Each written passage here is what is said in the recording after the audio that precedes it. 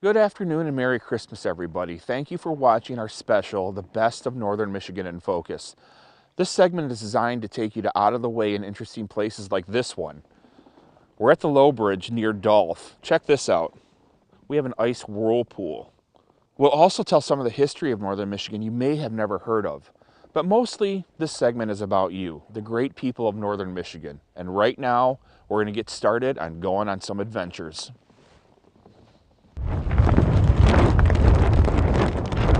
Why such a masterpiece? He's a bit humble. He's been sailing since he was 4. He's been boat building since he was 4. When we met, we discussed bucket list items, and eventually we said, we're not getting any younger. Let's empty out the bank accounts. Let's empty out the retirement accounts. Let's just do it. So we now have our own schooner. Stand by to tack. When you meet Hugh and Julie Covert, you can feel their passion for sailing. It's something that's in their soul. They called their new vessel Schooner Huron Jewel, and she was worth the sacrifice. When we christened her, we had a big party here at Yacht Haven and kind of felt like we were getting married again, but also to a schooner. Yeah.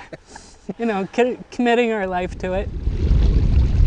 The Huron Jewel took them 2.5 years to build. We did all the building with the help of about 55 volunteers. We've gotten a lot of really great support from the community. The waters around Drummond Island are stunning. They're now doing charters, day trips, and many other types of cruises.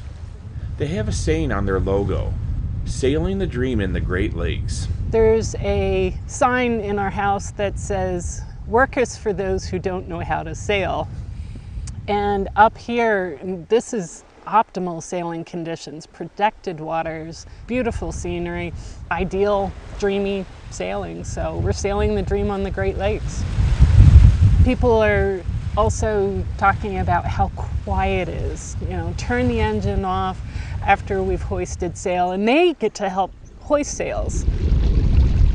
And why the name Huron Jewel? Drummond being the gem of the Huron, the name should have something like jewel or gem in it. We wanted to reference the location so that the boat is from a particular location, Lake Huron. We wanted it to reference us together, so Huron for Hugh and Julie, Jewel. So it all fit together. Once we thought of that, it was all, oh, this has got to be it. It definitely is a different way to experience Drummond, being out on the water, sailing the dream. All right, see you at the ending point. Why do we do it? It's beautiful out here. I mean, take a look around. It really is. Who in their right mind would hop into a raft when it's 10 degrees out and then paddle down a river? That's a typical response as people say, what, you guys are going rafting in the wintertime? You're crazy. Is that crazy? Yeah, it actually is. I'm not really used to going down a rafting river in the winter. I usually do it in the summer instead. We're so lucky to have this river. I mean, one neat thing about it too is it's spring fed. Once you're out there, you realize right away that you're not as crazy as you thought. Because it's cold, you know, but it was fun, even though it's freezing. Let's paddle forward. Cold, freezing, who cares? We live in Northern Michigan. Why not spite the elements and enjoy them? It was a lot of fun. Oh, there goes a bald eagle right up there. Yeah, the wildlife and all that, and just hanging out with my friends. That was actually really cool. Yeah, we saw like 7 white-tailed deer on the way down. In the summer, this river would be full of people. It's a lot better than with tons of other people. You can just be alone with your friends. Ernest Hemingway once stood in these same waters. It helped inspire him to write this about Northern Michigan. It's a great place to laze around and swim and fish when you want to, and the best place in the world to do nothing. It is beautiful country, and nobody knows about it but us. This was actually really fun and cool. And you know how everyone's on video games a lot. Yeah, like this is actually like a chance to get out into the wild. It's not often when you hear a kid say that these days. How neat is that? That makes it all worth it right there, you know. Really does. That's pretty neat. You don't hear that very often. So if you ever feel the need to go a little crazy, Sturgeon River Paddle Sports in Wolverine might just be your Hemingway moment. Because even when it's freezing, it's still the best place in the world to do nothing. People are just amazed with how pretty it is. Just hearing the water flow underneath the ice and the different ice formations and different things like that, it's pretty neat. If they get a chance to come up here, that they should do it because there's good experience. I love it. Yeah. That's why I'm here.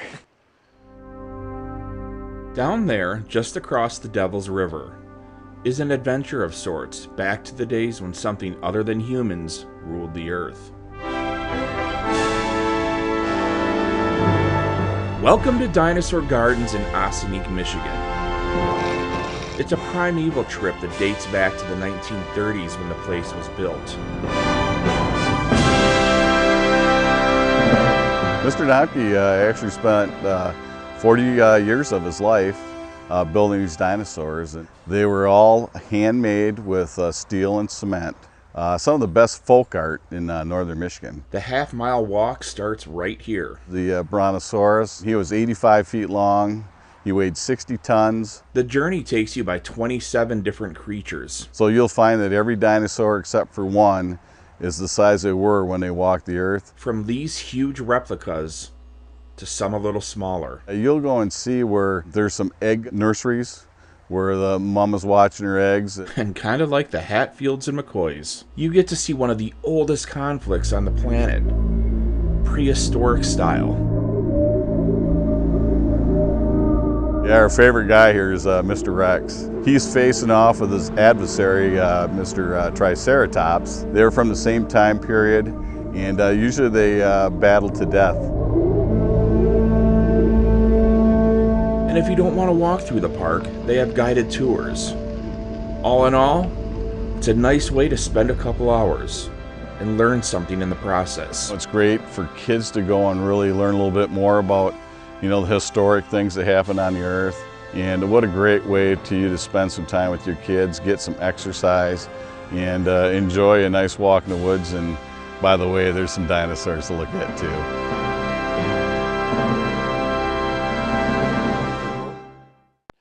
The next couple of stories happen around every March when the full moon comes.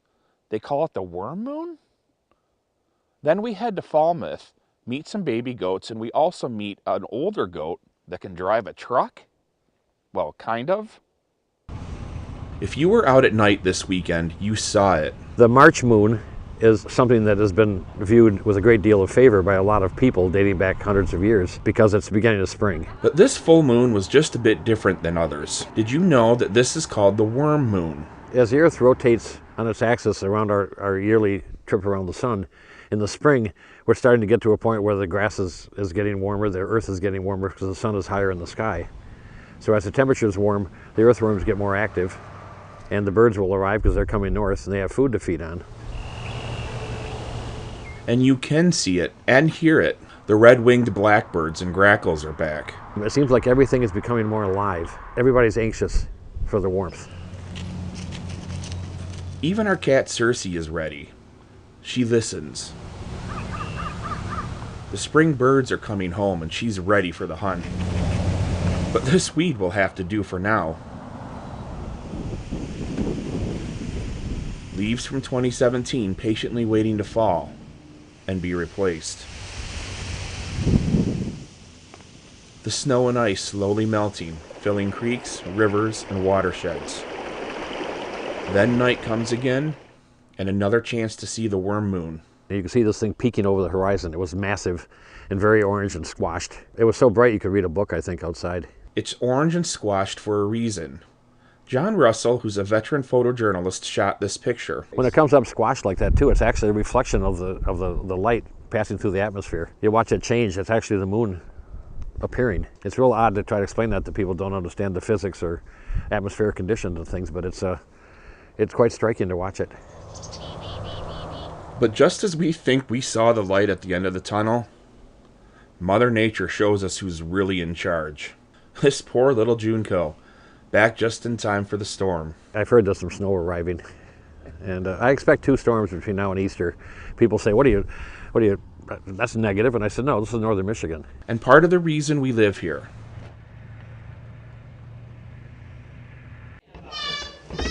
I'm like everybody else. I have the age-old story of I started with 2 goats. In this barn at the Maple Leaf Farm and Creamery just north of Falmouth is the story of a once reluctant goat farmer. I had never milked an animal in my life and had always told my husband I will never milk. And so we got this goat and she had a baby and I just absolutely fell in love. 2 turned into a herd. And now here we are, over 100 goats. And every spring, these guys arrive. So far this year, just around 40 babies. You just get a pattern going and you just take care of them. They're very hard to take care of. They're not easy.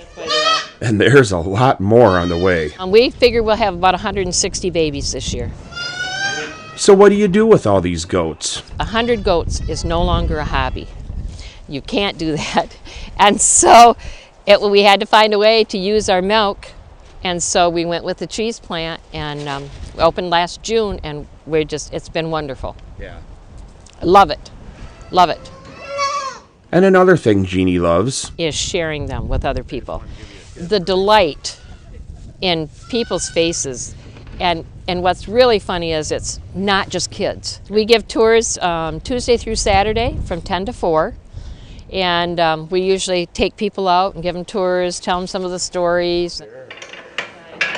Like this story, you just can't make it up.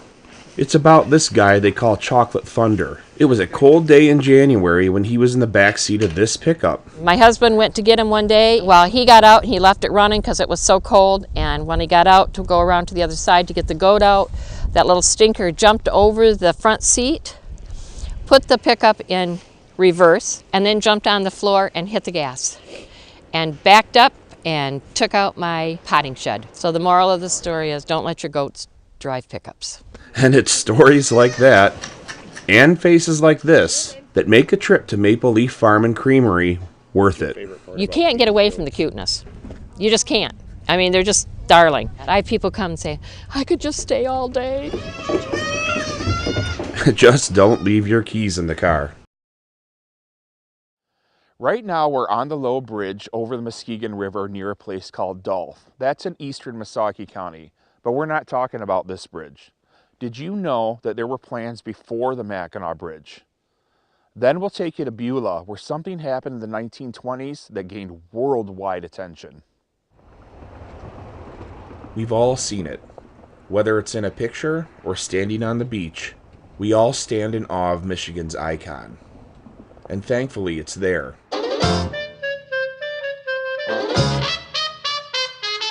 Before the Mackinac Bridge, traffic was a major issue, even as far back as the 1920s. Something needed to be done.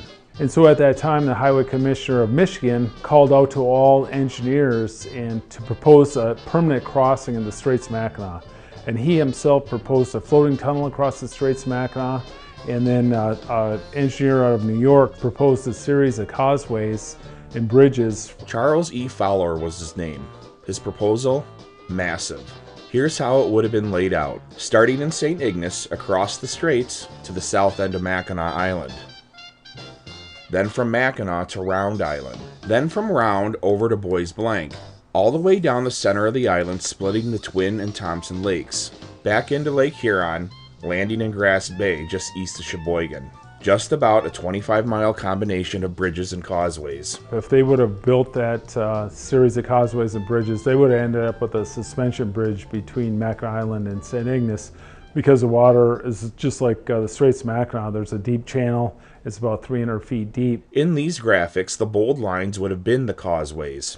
2 suspension bridges would have needed to be built as well. For the most part, they probably could have built a causeway from Sheboygan to Bois Blanc Island. They would have had to build a bridge for the shipping channel portion of that. Then, the problem of spanning the waters between Mackinac and Round Islands. But they would have had to build a bridge with the ability to either open it or allow shipping traffic between Round Island and Mackinac Island as well. The proposal did get some traction.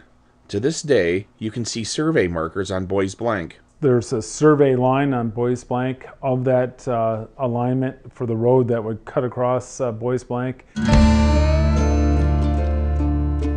This plan was drawn up almost 100 years ago. It's hard to conceptualize what the Straits would look like if the plan had happened. Think about it. cars on Mackinac Island? The island, as it had been known for generations before, would have just disappeared. It would have become a different place. It would have been a little stop off this bridge, this massive bridge system. Right around 80 people live on Boys Blank year-round. Imagine a major traffic system running through the beauty of this place.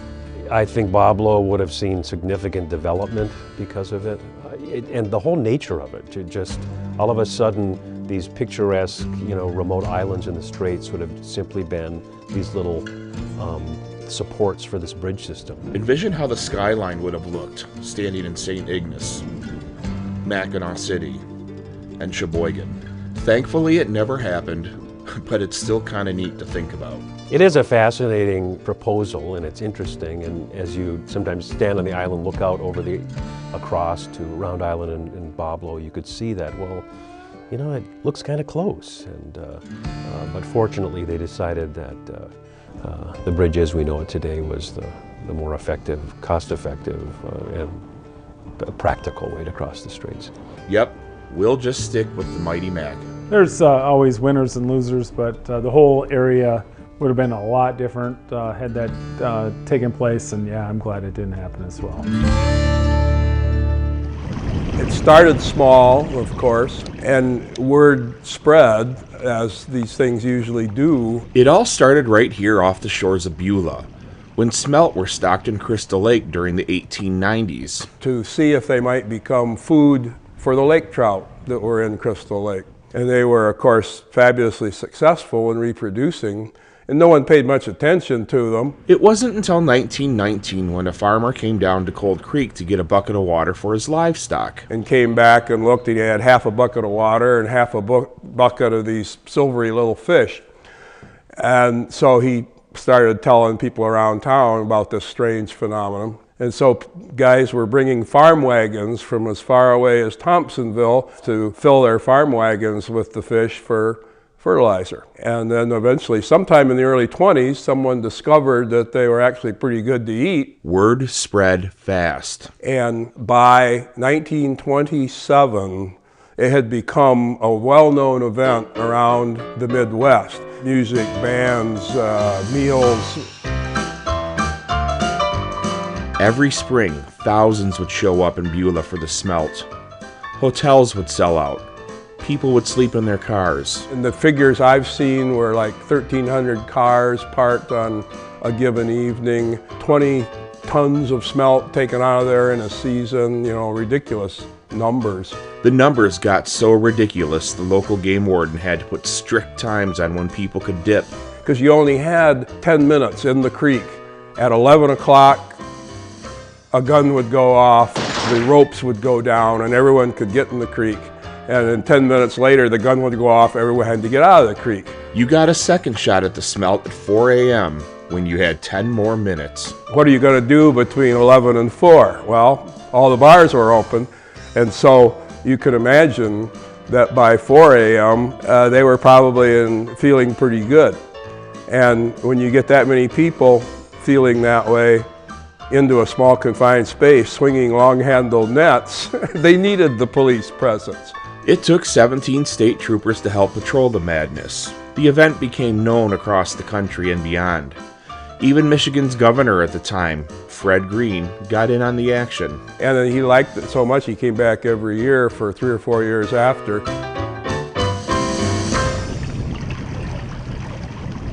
Eventually, all good things must come to an end. By the late 1940s, the smelt numbers had dwindled and the event went away. There's many theories as to why, but whatever happened, it's still neat to go down to downtown Beulah, stand on the Clark Street Bridge over Cold Creek, and imagine what once was. Oh, I wish I had a time machine to go back and spend the night watching. In these next two stories, we're going to meet two incredible women. One who dives hundreds of feet to capture some of the most amazing underwater photography you'll ever see. Then we're headed to the Sioux with Dr. Jill Lynn to go to the bottom of the earth. And maybe 40 minutes max, bottom time. hour-long dive. I do professional underwater video and photography for a living, and I specialize in extreme underwater environments. So I work with National Geographic, Discovery Channel. I just finished a shoot with Red Bull. Becky Schott's job takes her all over the world, from diving with bull sharks in Fiji to underwater caves in Florida, and even a close encounter with a penguin in the Antarctic. But when she needs to get away, she comes here. One of my absolute favorite places in the world to dive is here in the Great Lakes because of the state of preservation of the shipwrecks. You see, Becky's actually on vacation. For the last 5 years, I've been traveling around to all the different lakes and focusing on different areas, trying to capture hauntingly beautiful images of some of what I consider the best shipwrecks in the world. Her images, stunning. The places that I go, they're really difficult to shoot in. I mean, they're dark, deep, cold. It's taken me 24 years of dive experience and also shooting underwater to really develop the skills to be able to shoot in these places and come back with really nice artistic imagery. I really look at the lighting, and lighting is everything underwater, and it can really make or break a photo. So I'm using all kinds of different lighting techniques with my shots. I absolutely adore her images. And she's got a lot of experience, and she's built up to taking these images for sure. You know, always trying new techniques, thinking outside of the box. Yitka Hanakova of the Shipwreck Explorers and Becky are dive buddies on the Great Lakes. They work together to get these pictures. She's actually my inspiration. I look up to her, and I try to get close to her images as well. It gives you this haunting feeling, but that's also what I'm trying to convey in the photography. I mean, these wrecks and their stories really touch me personally, and I want to share that, and I want to share that in the photos. So I'm not just down there trying to shoot a wreck, I'm trying to create a feeling. Eventually, Becky wants to put together a book of her Great Lakes dives, but not just for herself. Just yesterday I was on something from the late 1800s, and to be able to go down and photograph that and bring it alive and share those stories, I think it's important because we forget a lot of the history, and many of these ships helped build America, and you know, they've just sort of been forgotten in time. What a cool way to spend your vacation. I don't do it because I'm getting paid or making lots of money. I do it because I absolutely love it, and I would dive with a camera in my hands. In this ordinary looking barn comes an amazing story. Come on over here. From an extraordinary woman. I am a small animal veterinarian, and I started a mobile practice 3 years ago. Dr. Jill Lynn takes care of the pets all over the Sault Ste. Marie area in her Harmony Mobile Veterinary Clinic. But that's not all. Captain in the U.S. Army Reserve Veterinary Corps. Her service has taken her all over the world. I've deployed to Africa. I've had missions in Panama. In 2016, Dr. Lynn was following a program called Homeward Bound. The program selects women from all over the world and teaches them leadership skills in Antarctica. And I thought it would be an amazing experience to meet like-minded women in the fields of STEM, so science, technology, engineering, math, and medicine, and have this leadership experience in the remoteness of Antarctica. A 2-day trip across the dreaded Drake Passage led them to a foggy Antarctica. Once we arrived in the Shetland Islands, and we just saw this darkness emerge out of the fog. It's hard to believe what can live in such a harsh environment, but life was everywhere. And it was an amazing feeling to set foot on land and be surrounded by penguins and fur seals. All those penguins sure are cute, but as soon as we would get close on the ship to land and there was a penguin colony, we could tell we were close by because there is quite an aroma that they produce from all the penguin poo. Smell aside, in nature, something is always hunting something. Penguins are not that high on the food chain. The leopard seal is one of the most commonly known predator in Antarctica, and it loves to eat penguins. And we actually did see one situation where penguins are swimming in the water, fishing and eating krill, and a leopard seal was out there and caught a penguin right before our eyes. Of course, you feel bad for the penguin, but the leopard seal needs to eat, and that's just part of nature. They got to experience ice calving, elephant seals, and of course, penguins sliding on their bellies, all while making lifelong friendships and becoming better leaders. But there is something special about learning in such a remote and austere environment where you are completely disconnected and focus on the leadership courses. I will have these wonderful memories and notes from my journaling while I was on board the ship, and I can reflect back on those and use some of those strategies both in my practice and in my military career. Extraordinary. Thank you, Dr. Lynn. Northern Michigan is full of extremely talented musicians, and in this segment, you're going to hear about two of them. First, we're going to Charlevoix to hear about a hip-swinging harmonica player. Then we're headed to Gaylord to tell the story behind Jake Allen's brand new and incredible album, Deviant Motions. Pure love and enjoyment. I let the music just literally take me over. This story starts back in the early 1990s when Charlie Widoff was taking guitar lessons, but it was another instrument that changed his life. The blues band was fronted by a man named Eddie, Fast Eddie they called him, and he played amplified harmonica as well as just acoustic harmonica. So I just remember just like that moment of, oh my gosh. After he played his set, I went up on stage and I asked him, I'm like, I need a lesson. I mean, I really want to learn harmonica. Fast Eddie gave Charlie 3 lessons, then asked him to learn 2 songs, then join him on stage. Show up to his gig, and I'm like, okay, Eddie, I'm ready to do, that song. He said, what did I tell you to learn? I'm like, such and such and such and such. He said, we're not going to do those. We're going to do this one instead. And it was just like, like, what? But it put me on the spot. I'm like, I really got to listen. I really got to pay attention. And I played a trill like this. And my roommates and friends were there, and they were like, yeah, that's awesome. And ever since, he's been honing his skills. I can't get enough of it. I absolutely love it.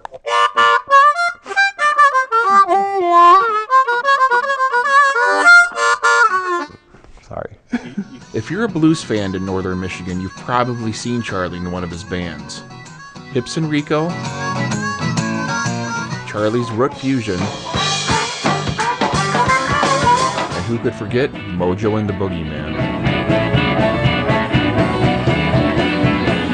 His latest band is a duo with singer-guitar player Jim Bonney. Last call for your runaway train. Called Crosscut Kings. Jim is an amazing singer-songwriter, and we hit it off instantly. This weekend, the Great Lakes Harmonica Retreat is happening at the Red Sky Stage in Petoskey.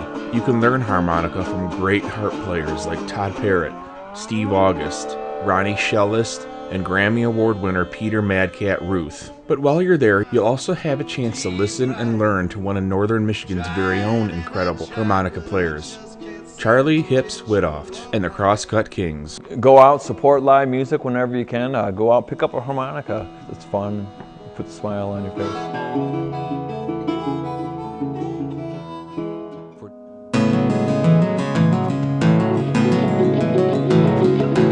Started working on this album, Deviant Motions. It took me about 5 years to complete the record, which is such a long time to work on a project for. But I think it's what needed to happen, and I didn't force anything. I let everything kind of smoothly fall into place.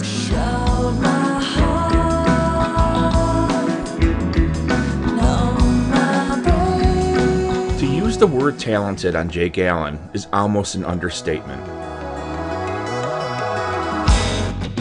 Prodigy might be a better word. I never started playing music to be known or to be respected.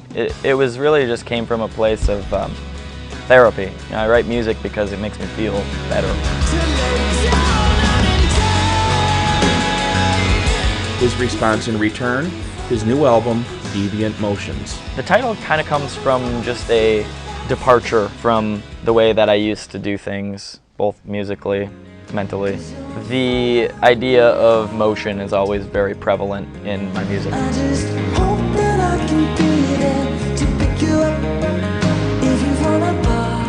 And it truly is his music. You'd be hard-pressed to pigeonhole Jake. I'll read reviews on my music, and all of these sources, the bands that they try to compare it to, all of them are different. There's really never any reoccurring bands. So to me, that's saying I'm not ripping this off from anybody. That's good. It feels authentic, and it feels like it's truly coming from a place of truth. That truth has gotten him worldwide recognition. He's endorsed by Takamine Guitars and Reese Harps. Yep, that kind of a harp. This fall, he's touring the Far East in places like Lithuania, China, and Japan. So if you want some fresh and authentic music in your life, you might want to give Deviant Motions a shot. My writing comes from a place of self-reflection, self-healing.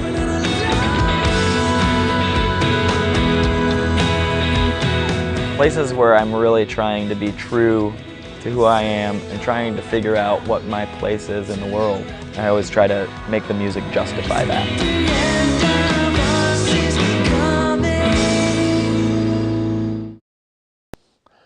Paradise is a beautiful little town on the Upper Peninsula, and it's full of interesting people, and you're about to meet one of them. And she just started a food truck.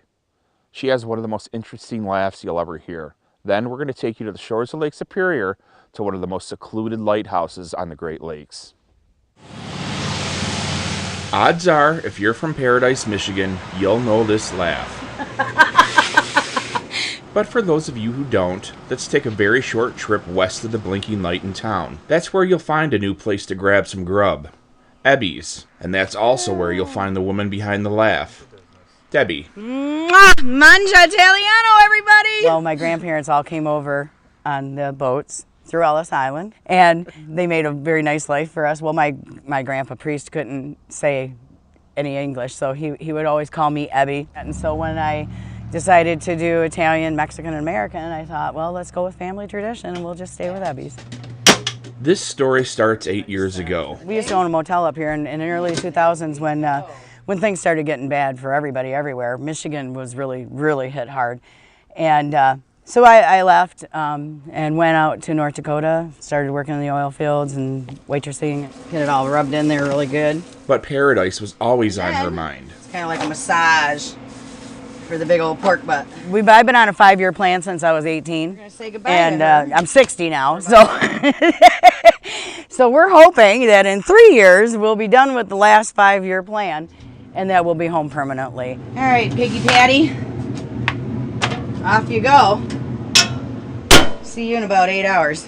Debbie and her husband bought this food truck. This is our way to start to come home. When you come home to Paradise, you need to have a job. And so we bought our job. All right, let's check this beauty out. Oh, she's coming along good. By all accounts, it's working. And her food is fantastic. Italian, Mexican, and American. We've got French dip. We've got, of course, the pulled pork, a breaded pork steak parmesan. We have pasta meatballs. We have lasagna. We have ribs on Saturday nights. These are brownie supremes. These are like the sweetest thing on earth. And then here we have grilled banana bread and butter. Grilled banana bread is the bomb. And Debbie? I mean Ebby. Just listen to that laugh. Love. You'll get it. Everything is cooked with love, and you ain't getting any of my recipes. But I can tell you, you can come here and you can mangia Italiano at any time, because we have that on all the time. And we'll get you some sweets. We'll set you all up. And you can enjoy Paradise. You can come over here, manja, and then go walk it all off at the falls. The fact that it's secluded, the fact that it's serene, and the fact you're next to a body of water that's historically significant and just beautiful. Today we're taking a trip back to one of the most remote land-based destinations in Michigan, the Crisp Point Lighthouse. You got to experience it. You really have to come out and experience it to really understand it. But to experience it, you have to get here. It's 17 miles down dirt roads and 2 tracks. There's no cell service, and do not trust your GPS. Don't use your GPS in there. We can't say that enough to people because you're going to end up where you don't want to be, and you're going to be lost. So, yeah, follow the signs. The road is well marked with these signs. The drive back is worth it because at the end... Then they pull into the parking lot, get a little lower, get around some of the trees, and they see that tower for the first time. It's pretty amazing. It's kind of like, oh, wow. The lighthouse became operational on May 5th, 1904. It was needed because of all the ships going down in the area. Today, it's a peaceful place. It's a place you can go to relax, explore, and reflect. And every time I go around that corner and see that lighthouse, I still get chills. It's really hard to explain. It's just a magical spot out there. It's just beautiful. We have a nice beach out there. Lots of agate hunters come out. This weekend, the Michigan Lighthouse Festival is coming to Paradise. The Chris Point Lighthouse is one of the featured lighthouses. At noon on Saturday, there's a presentation at the lighthouse called Chris Point, More Than Just a Beacon of Light, where you can learn more about this special place. But just don't use your GPS if you go. And most people, when they leave, they say, we'll come back. Even that road trip, they'll come back. So we think once you're here, you know why you came. There's certain things in life that just give you faith. There's a little tree right outside of Big Rapids that has a huge heart. You won't want to miss this story. Then we'll take you north to Traverse City and introduce you to a woman that's an inspiration for everybody. It is small and it is vibrant and it is tougher than nails. Remember a couple of weeks ago when those storms blew through northern Michigan? Thousands of trees were uprooted, snapped in half and destroyed. But not this little guy. When all the other trees are going down, these big, mammoth, beautiful, full trunk trees are falling down. This tree on this farm is still standing. I just think that there's more of a story to this tree than what we know. And there seems to be. Last spring, Carlene Rose and her husband Brian woke up the morning after another bad storm had hit. And when it was done, Brian looked at me and he goes, "Do you want me to go out and look?" And I said, "No, I am going to go out and look." And there it stood, just as beautiful as it stands today. And I thought, faith, I need to have faith. I need to have more faith in life and what happens in life. And so that's why I call it my faith tree. There's really no reason this tree should be standing. It's hollow. At its thickest width, it's maybe 3 inches, and it's around 140 years old. Some places the trunk part of it isn't even touching the ground. And this tree is top heavy. How does it hold all that weight? During that storm, the much bigger and stronger looking trees were dropping apples like crazy. Not the faith tree. I think there's like 2 little apples that have fallen from that tree. And this is even after the storm, and we don't have an explanation for that. And I've given up on trying to explain that tree. I just accept it for what it is, and I'm enjoying every day of that. And I guess some things in life you don't know. You just have faith and go on. Something we all can learn from. I love the message that that tree is offering to people. And it's hope too. You know, it tells you you can go through a lot of storms in life. Just hold on, have faith, and you know, your life will blossom again. There'll be life that you'll enjoy again. And that is the message of that tree. One of the things I like to tell people is just take the first step. Decide where you want to go, and you're going to be scared. Part of being courageous in change is saying, all right, I'm scared. I'm scared. It's scary, and that's okay. I'm going to do it anyway. Change. It's something that's very hard. Very scary for a lot of people. But Traverse City's Ann Bonnie faces change head on. Jen Sincero is one of my favorite authors. She says that fear is going to come with you, but you can't let it drive. You know, and it can't play the radio. You've got to be in charge of what's playing on the radio in your head. Tonight I'm going to ignite your courage to leap into the unknown. These days, Ann's favorite station is on the stage, helping people. She's been called the Change Ninja. I like to help people realize that change isn't that bad, and when we embrace it, oftentimes it gets easier. But that Change Ninja piece comes from all of the change I've done in my life, and I want to share the courage because it's not that bad. This lights my hair on fire. I mean, look at this, right? With her crazy hair and energetic personality. And I look out and I see eyes lighting up. At the very least, you're happy for a couple minutes. She travels the country touching her audiences through real stories. You're going to fail too, I promise. Sorry, it's the truth. But the good thing is, failure is awesome because you learn so much more from failure than you do from success. I'm a mountain biker. Well, I'm not really a mountain biker. I have a mountain bike and I ride it and try to keep up with my boyfriend who used to race mountain bikes. And he spends more time waiting for me than he does riding, but he's a pretty good sport about it. Bottom line is I'm a gigantic chicken on a mountain bike. And so I intentionally fail at the beginning of our rides so I can settle in. I will seek out to fall 2 or 3 times in the first couple miles.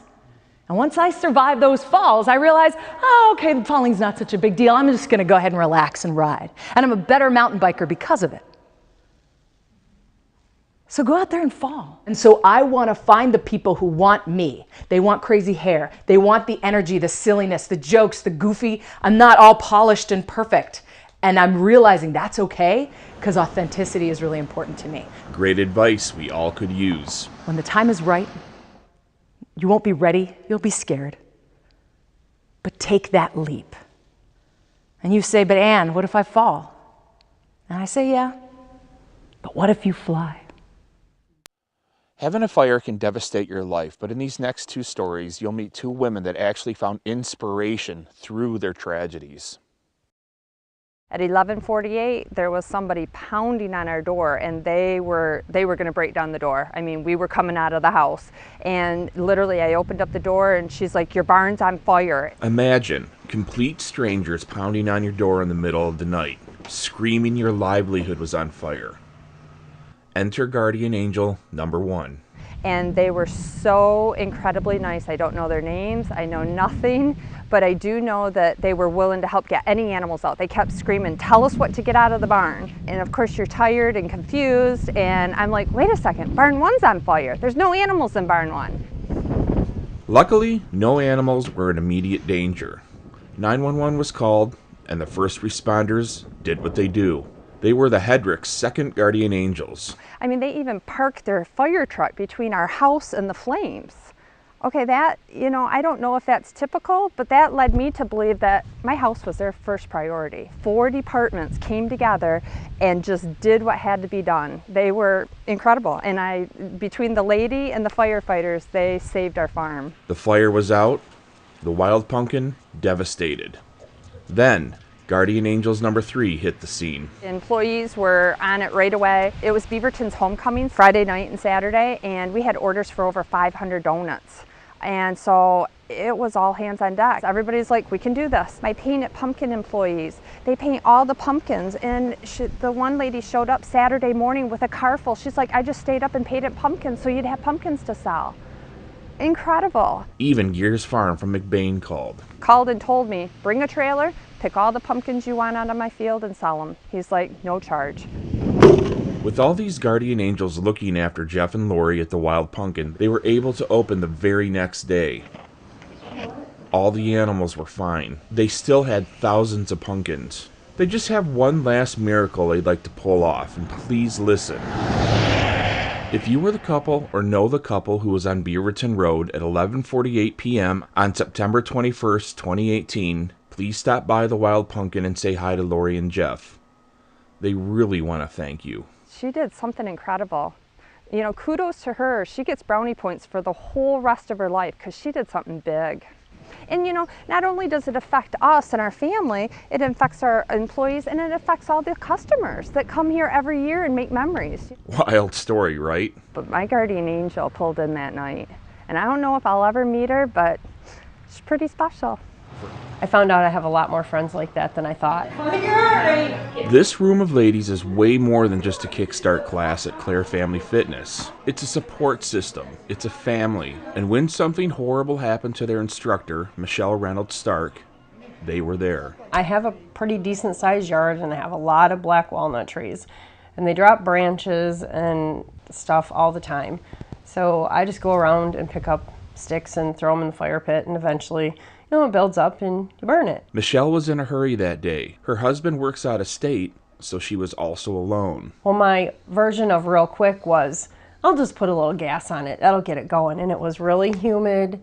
There was no wind. I put that gas on. My torch didn't light. The second time, still didn't light. And by the time that the torch did light, it was apparently enough time for those fumes to completely surround me. And when I hit that torch the third time, I was completely engulfed in orange flames. That's all I remember. She managed to get the fire out, but she knew she was in trouble. And I was shaking. Like, I couldn't unlock my phone. And then when I did get my phone unlocked, I couldn't dial 911. And when I finally did get 911, all I can remember saying was help. The EMTs got her to the hospital. She had 2nd and 3rd degree burns on her face and her arms. Half of her hair was gone. Never, ever have I felt pain like that before. It was indescribable.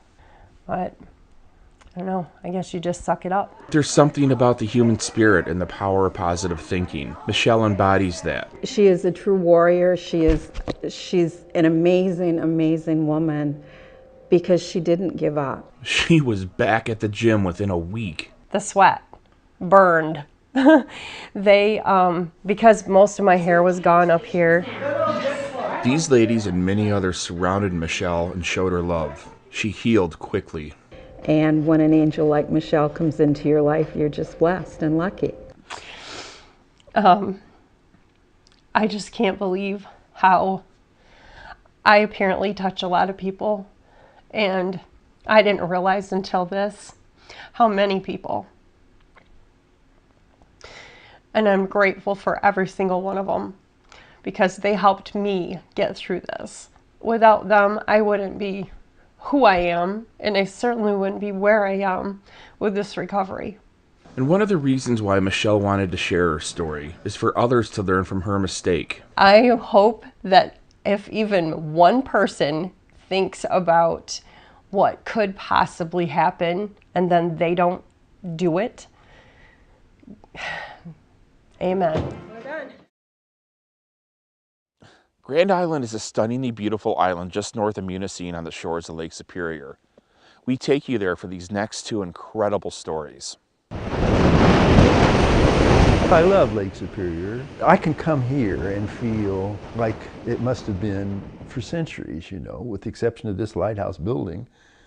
There's nothing here. This story starts in 1954 when Lauren Graham was trying to win a woman's heart. My wife, her family, the oldest family on Grand Island, started coming here in 1883. I was brought to the island in 1954, sort of on trial, because if I was going to marry the daughter, Pat Albjerg, it was required that I love Grand Island, and so it was a test to see if I did. He did, but love wasn't the problem. You see, Lauren is a professor at MIT and Harvard. He's also a writer. He wanted a place more secluded than where his wife's family lived, which is by the south end of Grand Island. He needed a place to write. And I heard that there was an old abandoned lighthouse at the north end of the island, 8 or 10 miles away from the cabin. At that time, there was no way to get there by vehicle. You just had to hike. When he got there, he found this, the Grand Island North Light. It sits on a 200-foot cliff above Lake Superior. It did not look the way it does today. Windows was broken, the kitchen floor was collapsing, the ceilings were collapsing. It was a mess, but it was the place I wanted. He bought it in 1972. Then the real work was about to begin. Imagine trying to get supplies to a place that at the time had no roads. It's the hardest thing I ever did in my life. There were moments when I almost gave up. It was a labor of love. After 2 years of backbreaking work, Lauren and his wife Pat had their place of solitude. He had the perfect place to write books. Lauren and Pat have lived here every summer, and sometimes fall, for over 4 decades. I'm a historian. History is very important to me. I worked hard to preserve this place. I love it, and when you're up in the top of the tower and you're seeing about 60 or 70 miles of Lake Superior shoreline, 60 or 70 miles of shoreline without a man-made structure visible. I love that. Love isn't the problem. Time is. Lauren needs another lightkeeper. From the beginning, we knew when we were no longer able to take care of the place that we wanted to give it to a historical society so that it could operate as a museum open to the public. In 1820, an exploring party came through here. Michigan was still a territory. It wasn't yet a state. These were the years when Lewis Cass and Henry Schoolcraft were exploring Michigan's Upper Peninsula.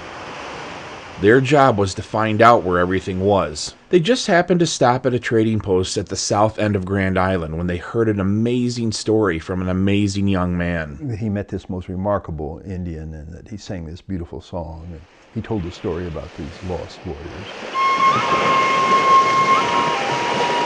In the 1820s, a young Grand Island Chippewa named Little Duck loved to run. Speed was honored by the rest of the tribe. Little Duck used to run laps right here on Trout Bay until he was the fastest on the island. He also loved Lake Superior. Years later, the Grand Island Chippewa were somewhat forced to go to war with other Chippewa tribes against the Sioux tribes to the west. 10 men from Grand Island went to fight. It's said this great battle happened somewhere in northern Minnesota. The Sioux greatly outnumbered the Chippewa and scalped most of them except the 10 from Grand Island who were held up in a cavern. The Sioux chief gave them a chance to leave, but they decided to fight and die with honor. But they needed one person to tell their story of what happened. So Little Duck ran. He ran fast. So fast he outran the whole Sioux tribe. Later that day, all the Grand Island Chippewa were slaughtered. Little Duck was hiding in the woods and saw the whole massacre. He was the only survivor. When he got back to Grand Island, there was great sorrow. But his mother said because of what he did, he had grown into a man and shouldn't be called Little Duck anymore. From then on, he was known as Powers of the Air. It was Powers of the Air talking to the French explorers at that trading post. They were very impressed with him. Schoolcraft said the most impressive young man he'd ever met. The explorers left the island with Powers of the Air's story etched in their minds. They camped on Autrain Beach was the next place. And then a big storm came up, and so they couldn't go further, and so they had time on their hands. And they were still remembering this presentation that Powers of the Air had made. And so one of the French guides carved a face into the rock at Autrain Beach with a hammer and chisel. And that face is still there. It's now hard to see. It's weathered badly, but it's still there. Keepers stopped living here in 1941. Thanks to author Lauren Graham and decades of painstaking research, Powers of the Air's story lives on in his book, A Face in the Rock. In the book, you can learn more about this incredible Grand Island Chippewa. And for some reason, it's comforting to take a walk down Autrain Beach, find the carving, and know that Powers of the Air is overlooking his beloved Lake Superior, and knowing his legend will be around forever. Thank you for watching our holiday special, The Best of Northern Michigan in Focus. Now we're going up, and we're going to leave you with some of our best drone shots of the year. Merry Christmas, everybody.